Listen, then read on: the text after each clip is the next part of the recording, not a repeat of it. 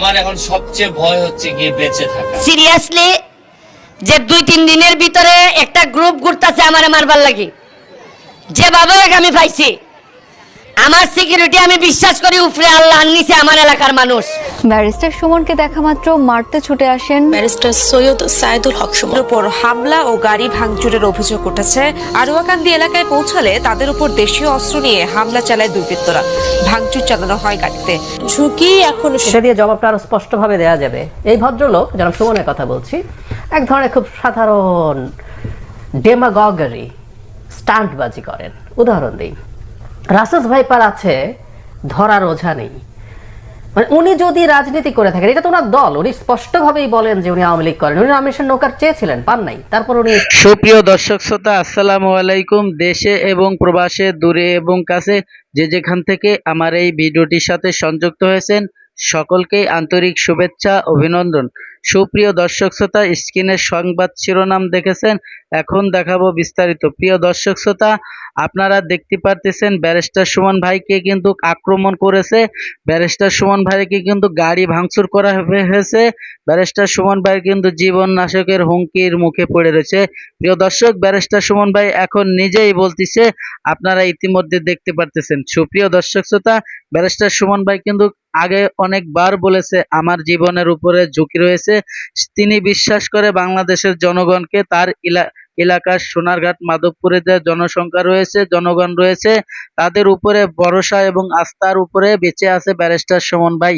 সুপ্রিয় দর্শক শ্রোতা, এই ব্যারিস্টার সুমন ভাইকে কিন্তু মারার জন্য অনেকবার চেষ্টা করছে, তার গাড়ি ভাঙ্গে চড়ে দেওয়া হয়েছে, তাকে অনেকবার অ্যাটাক করা হয়েছে। আল্লাহ তাআলা তাকে বাঁচিয়ে রাখছে, মানুষের দোয়া এবং ভালোবাসার জন্য সে বেঁচে আছে। প্রিয় দর্শক, এই ব্যারিস্টার সুমন ভাইকে কারা মারতে চায়? কারাই বা ব্যারিস্টার সুমন ভাইয়ের শত্রু?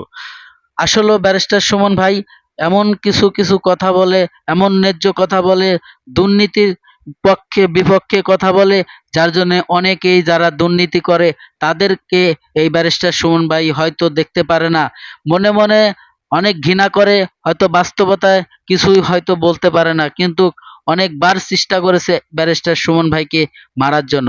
এবার তাদের কাজকর্ম হয়তো সফলতার মুখে দেখতে পারবে।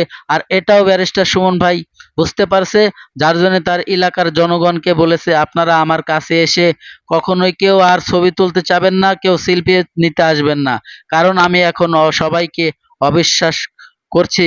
কারণ কার ভিতরে কি আছে ব্যারিস্টার সুমন ভাই নিজে জানে না। প্রিয় দর্শক, যার জন্য এই কথাগুলো বলেছে। আমি বেশি কথা বাড়াবো না, চলুন সেই মর্মান্তিক ভিডিওটি দেখি। ব্যারিস্টার সুমন ভাই কান্নাকাটি করে কি বলল, চলুন আমরা সেই ভিডিওটি দেখি।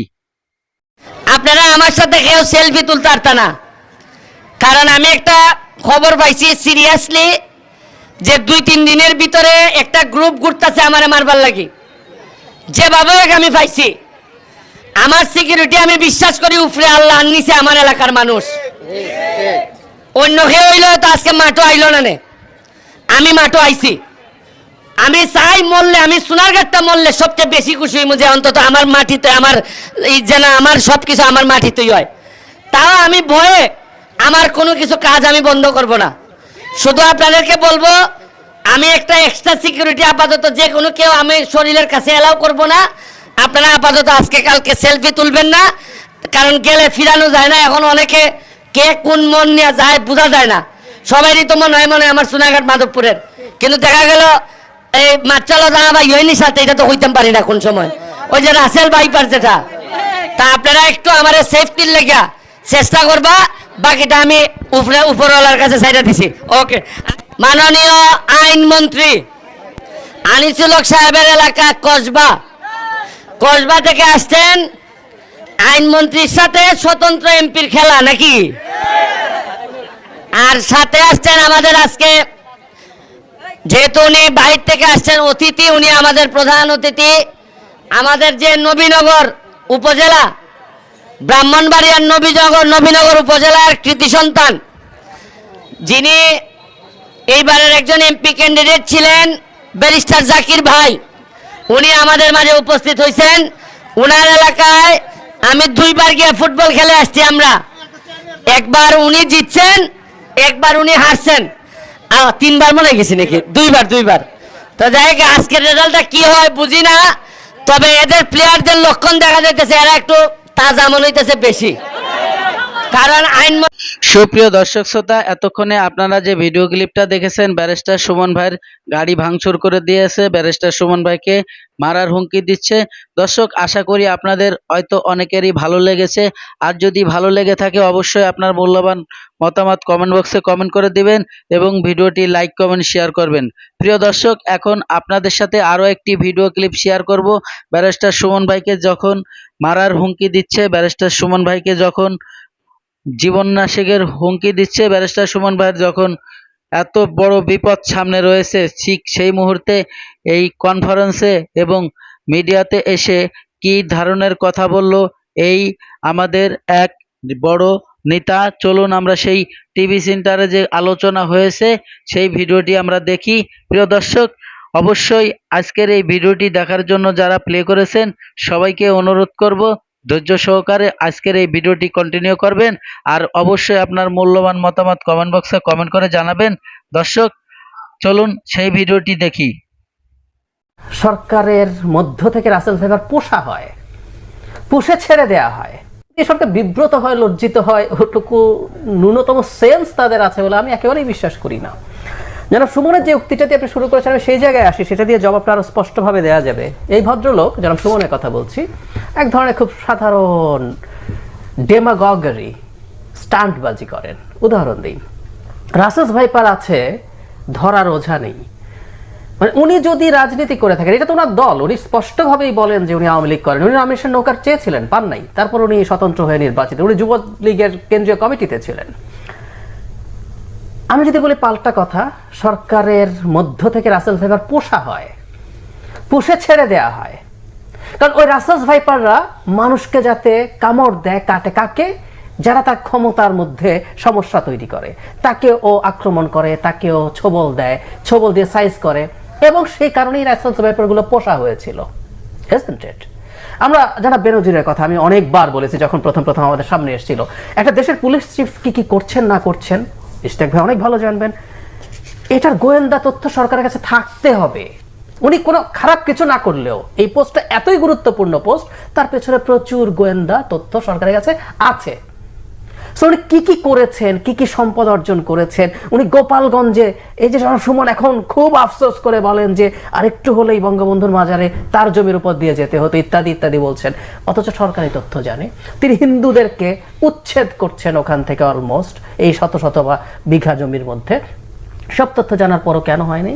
সুতরাং আমি বলছি, জনাব সুমন জানেন না তা না, কারণ উনি আওয়ামী লীগ করেন, তো দিনের শেষে ওনাকে আবার একটু সচেতন এমপি এক ধরনের মুখোশ ধরতে হয়।